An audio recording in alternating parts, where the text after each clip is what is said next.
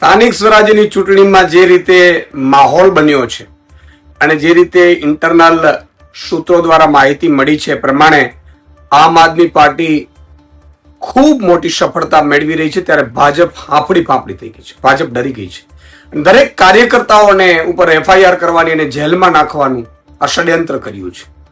એટલું નહીં, અમારા લોકપ્રિય ધારાસભ્ય ગોપાલભાઈ ઇટાલિયાને પણ ધરપકડ કરવાનું જે રીતે સૂત્રો તરફથી માહિતી મળી છે પ્રમાણે ષડયંત્ર રચાયું છે.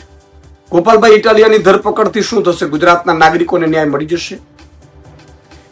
ગોપાલભાઈ ઇટાલિયાની ધરપકડ કરવાનું જે ષડયંત્ર કર્યું છે ભાજપે, તમને ખબર છે ગોપાલભાઈની કેટલી લોકપ્રિયતા છે? ગોપાલભાઈ માટે લોકો રસ્તા ઉપર ઉતરી આવશે.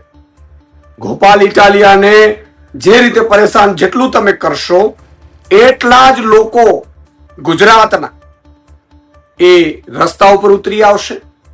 આગામી ચૂંટણીઓમાં પણ ભાજપના કાર્યકર્તાઓ પણ જે ગોપાલભાઈના ફેન છે એ પણ ભાજપ વિરુદ્ધ મતદાન કરશે. ગોપાલભાઈ ઇટાલિયાની ધરપકડના જે ચક્રો ગતિમાન થયા છે, સ્પષ્ટપણે કહેવા માંગુ છું ગુજરાતની જનતાને, મિત્રો આ લોકો અત્યાચાર કરશે, અમને જેલમાં નાખશે, જેલમાં લાઠીઓ વરસાવશે, દંડાઓ મારશે, પરંતુ અમે તમારા માટે લડીએ છીએ એટલા માટે આ બધા ખેલ કરે છે.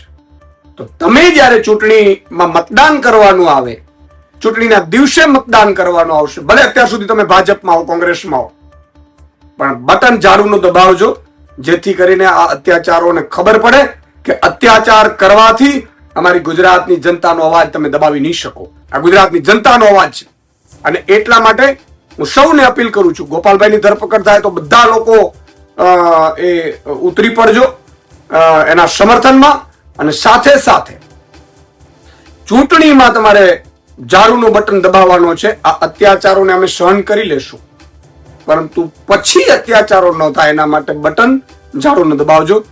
જય હિન્દ, જય જય ગરવી ગુજરાત. અમે તમને આપીશું પળે પળના સમાચાર. જો તમે અમારા નિર્ભય માર્ગ ન્યૂઝ ચેનલને સબસ્ક્રાઇબ કર્યું નથી તો અત્યારે જ નીચે આપેલા આઇકોન બટન પર ક્લિક કરીને સબસ્ક્રાઇબ કરો અને શેર કરવાનું ભૂલશો નહીં.